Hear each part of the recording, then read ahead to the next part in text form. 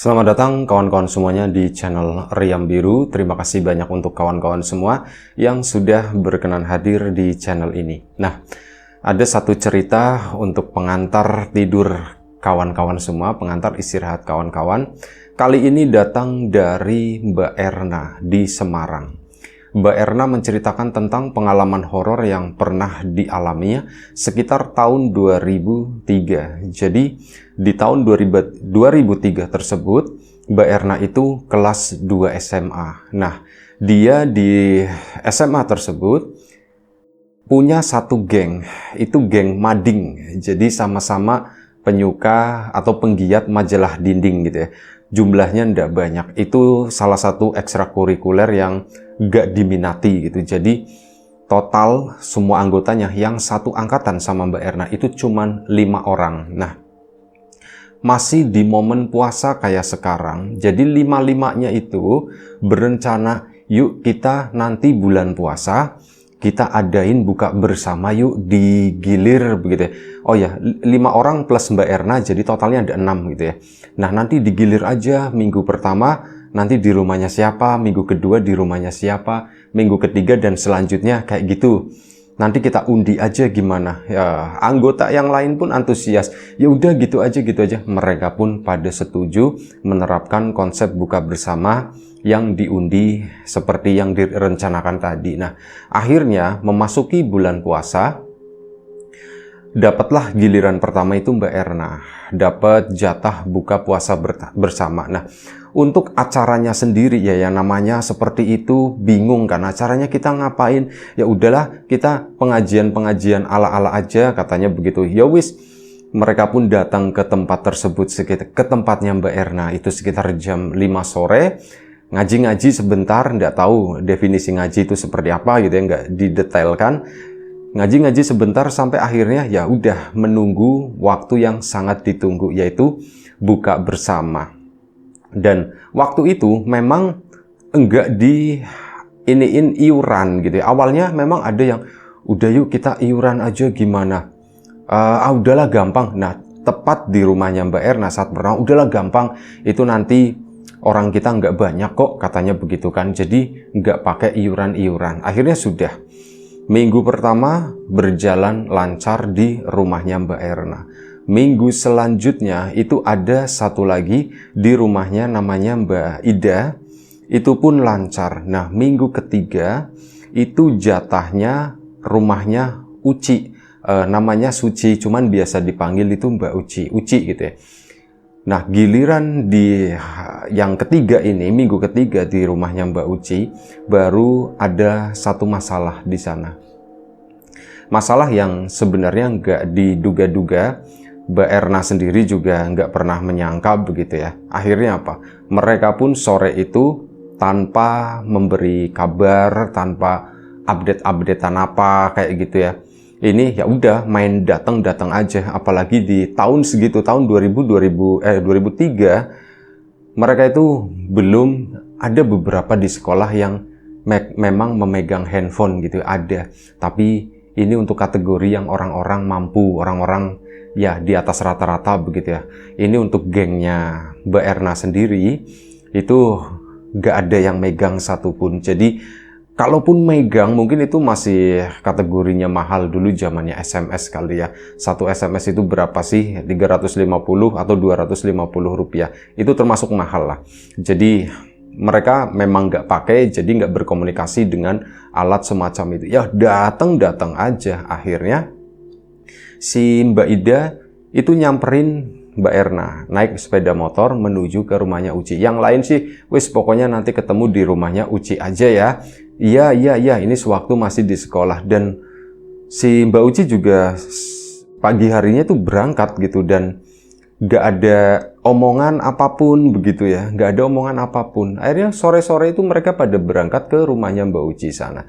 Begitu tiba di rumahnya Uci, memang di situ udah digelarin tikar. Dan ya rumahnya Uci sendiri, kalau dibandingkan dengan Mbak Erna, Mbak Ida, dan yang lain-lain, itu memang lumayan cukup jomplang. Rumahnya Uci diantara semuanya itu adalah rumah yang kategorinya paling kecil. Paling kecil plus ya begitu, agak lumayan sumpek, ya lumayan kotor juga begitu ya. Tapi hal itu gak menyurutkan semangat kawan-kawan semuanya. Toh Mbak Erna juga sebelumnya udah pernah main ke rumahnya si Mbak Uci, udah sering malah kan, gak ada masalah sama sekali. Namanya anak-anak segitu yang nggak memikirkan kondisi perekonomian dan sebagainya. Yang penting aku punya temen nyambung, anaknya baik, Uci juga baik, ya kita tetap berteman, kita tetap satu geng gitu ya. Terlepas dari latar belakang, orang tuanya seperti apa dan sebagainya, itu bukan masalah kita gitu. Yang penting ya udah kita geng harus kompak gitu. Sore itu pun datang ke sana, udah digelarin tikar. Nah, di situ Mbak Uci pun menyambut, tapi dari mukanya itu sepertinya kok nggak ceria begitu ya. Ini anak kenapa? Mbak Erna pun sempat ngomong, "Dak, Uci kok kayaknya lagi manyun ya, kayaknya lagi nggak seneng, apa pengaruh puasa, lapar atau gimana?" Pikirnya si Mbak Erna. Iya, aku juga menangkap seperti itu. Kok dia kayak nggak ceria ya? Dan sudah, akhirnya mereka pun pada ngumpul di sana. Mbak Ucinya masuk lama banget, sampai setengah 6 kurang, bahkan acara pengajian pun belum dimulai.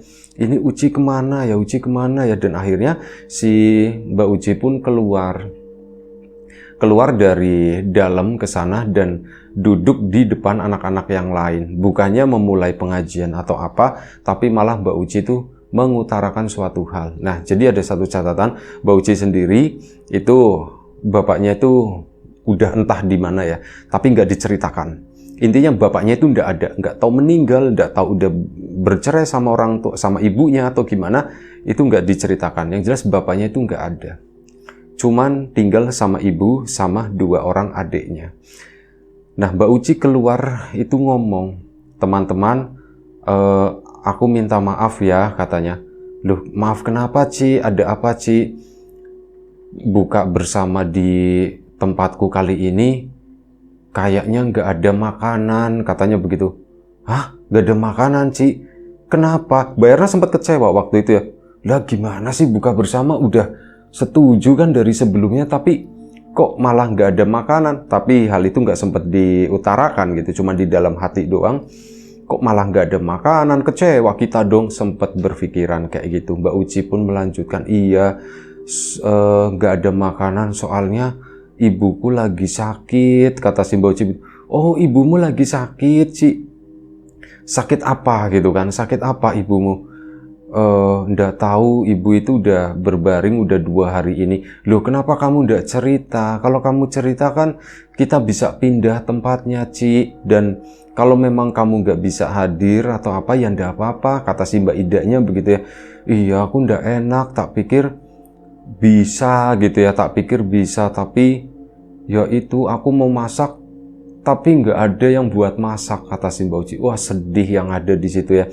Nah, temannya Mbak Erna yang namanya Mbak Ida itu, dia adalah yang paling kaya gitu ya. Dia itu yang ya anak orang berada lah begitu. Di situ, wah, Mbak Ida kayak nggak terima gitu ya. "Ci, kenapa kamu nggak bilang, Ci?" gitu. "Ya aku malu," kata si Ucinya. Udah gampang begini aja. Gimana ya teman-teman? Aku sih punya ide, tapi aku mau ini dimusyawarahkan," kata si Mbak Idanya. "Gimana kalau misalkan, oke, kita tetap buka di sini, Uci ndak bisa masak kan, nggak ada waktu buat masak, kita beli makanan aja gimana?" "Ya udah, ndak, kalau kayak gitu." Mbak Erna pun nggak siap sebenarnya dengan itu. Kalau misal Erna ini dimintain setoran, "Ya udah terserah kamu aja, Dak. Ya udah, tenang aja, nanti aku yang bayar semuanya," kata si Mbak Ida. "Tapi sebelum itu aku mau nengokin ibunya Uci dulu gitu." "Oh ya udah, silakan." Akhirnya mereka berlima sama Mbak Uci berenam masuk ke kamar ibunya. Ya kamar kecil penuh dengan stiker-stiker tempelan, kalender yang udah dari tahun berapa masih nempel itu ada. Kamarnya pun ya kamar yang sangat sederhana begitu ya. Ibunya lagi terbaring di sana. Ya sempat ngobrol-ngobrol, "Ibu sakit apa?"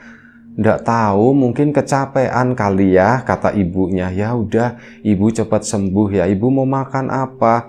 "Aduh, nggak usah repot-repot," kata ibunya. Akhirnya ngobrol sama Cici, "Ibu gimana? Mau makannya apa?"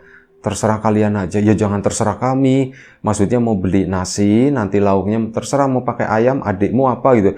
Ditanyain semuanya sama Mbak Ida, mungkin kurang lebih sekitar nggak ada 10 menit ya berada di kamar tersebut. Mereka pun keluar lagi. Mbak Ida ngajak Mbak Erna, "Nak, ayo beli makan," katanya begitu. Yang lain tunggu di sini ya. Masak air atau apa gitu. Air bisa masak, Ci. Bisa kalau air bisa masak gitu. Ya sudah, kalian masak air, kami beli makan, katanya begitu. Iya. Akhirnya buruan kan si Mbak Ida sama Mbak Erna itu keluar dari rumah. Keluar dari rumah menuju satu warung. Awalnya itu juga bingung. Waduh, kita ini di mana ya kita belinya jam segini itu udah rame semuanya pasti pada ngantri gitu kan, orang-orang nyari makanan, beli makanan itu pasti pada ngantri. Di mana gitu, jalan muter. Ada satu tempat makan itu kondisinya sepi, terbuka, meja tertata banyak, tapi nggak ada pembeli di situ. Boleh dibilang nggak ada pembeli gitu, sepi benar-benar. "Nak, di sini aja gimana, Nak?" kata si Mbak Idanya. "Mau di sini? Ya udah, ini apa sih menunya?" "Oh, menunya ayam-ayaman begitu ya, menu macem-macem gitu." "Ya udah di sini aja, di sini aja." Akhirnya mereka pun masuk ke situ. Begitu masuk ke sana, itu aneh kata si Mbak Erna. "Aku itu nggak tahu ngelihat ke warung itu rasanya kok gelap banget ya warung ini ya. Warung makan itu kan biasanya ya, ini bukan kafe gitu ya, ini warung makan kan ya, umumnya pencahayaannya itu terang atau gimana.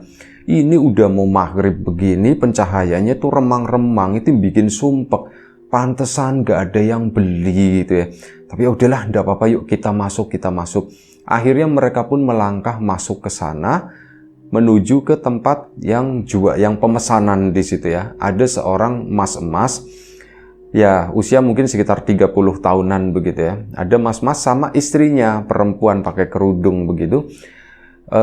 "Iya Mbak, mau beli apa, mau pesan apa?" Nah disitu, "Mas, di sini ada apa aja?" Oh, ditunjukkan menu segini plus ada harganya. "Ya udah Mas, kami pesan sekian gitu ya, pesan menu ini sekian," kata si Mbak Idanya. Ya sudah, Mbak Erna sama Mbak Ida pun nunggu, tapi mereka nggak duduk, mereka tetap berdiri di situ. "Berapa lama ya Mas ya kira-kira?" Kira-kira 10 menit katanya begitu. "Oh ya sudah, baik." Masih kekejar lah buka gitu ya. Buat menuju ke tempatnya Uci juga masih kekejar. Udah aman-aman 10 menit. Oke, ditungguin, mereka tuh masih berdiri di sana. Si Mbak Ida itu keluar sebentar, Mbak Erna masih di situ ya, di dekat pemesanan, dan akhirnya duduk di kursi paling ujung di situ. Mbak Ida itu keluar sebentar ke depan, tidak tahu Mbak Erna juga dia itu mau ngapain.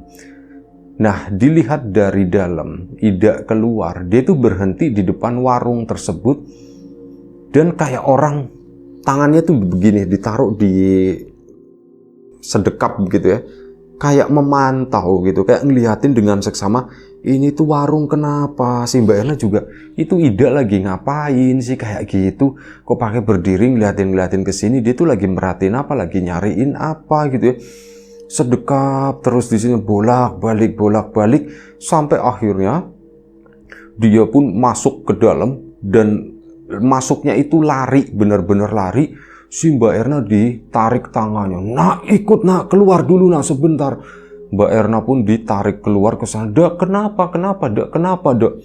Itu lari ke depan sana, sampai yang punya warung itu ngeliatin begini, barangkali kabur atau gimana ya. Cuman Mbak Ida sama Mbak Erna itu berhenti di depan warung tersebut. Si Mbak Erna masih ngadep ke arah jalan, Mbak Ida itu ngadep ke arah warung. Nah, di situ ya memastikan, mungkin Mbak Ida itu memastikan kalau kami itu nggak kabur gitu ya. Kami itu ada di sini, jadi pura-pura Mbak Ida itu kayak nunjuk-nunjuk begitu, kayak nunjuk-nunjuk menu. "Dak, kamu kenapa sih, Dak?" Nah itu nak, menunya, ngomongin menu ya. Mbak Erna pun ngeliatin gitu ya.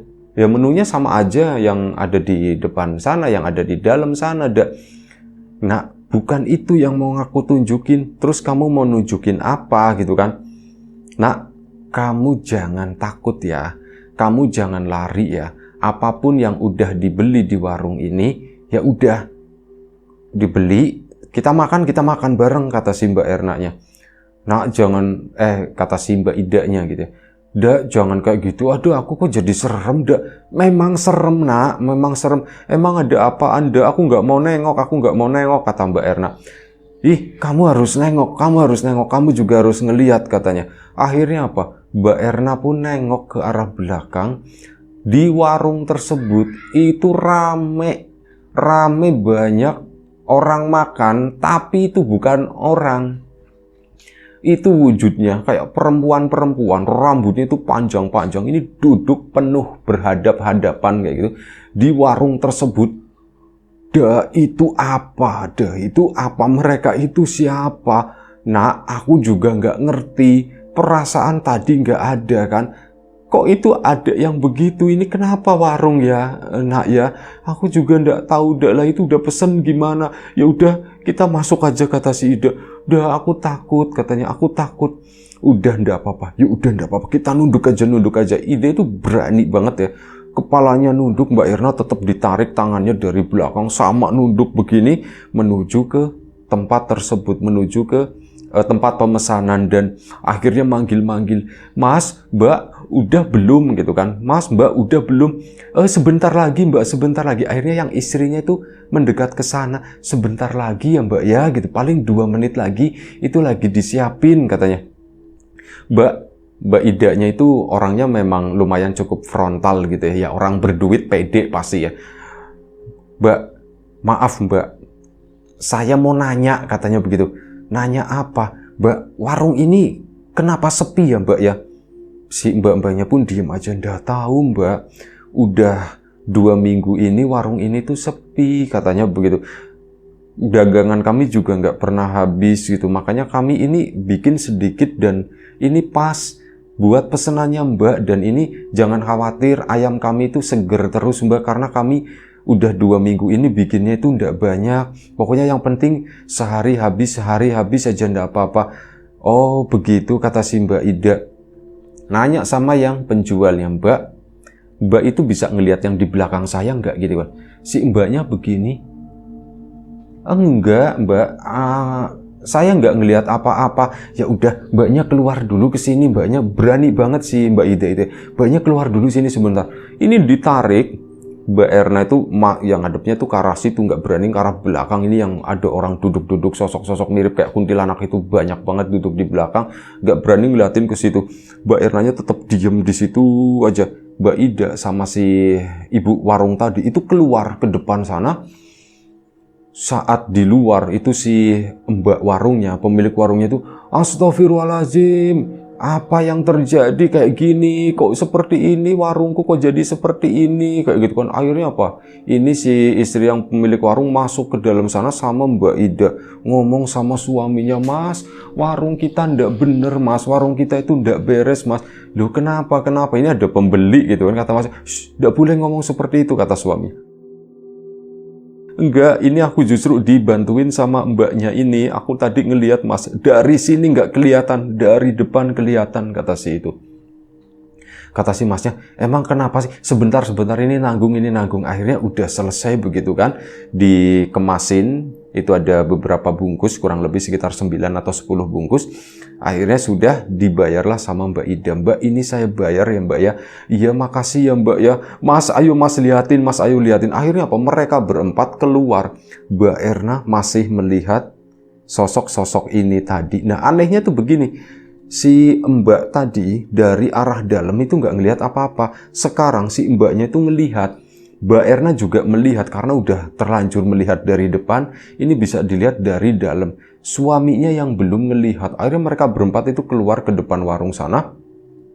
Ribut sendiri tuh suaminya. Iya ya kok seperti ini ya, itu apa ya itu ya. Si suaminya tuh baca-baca doa dan sebagainya kayak gitu.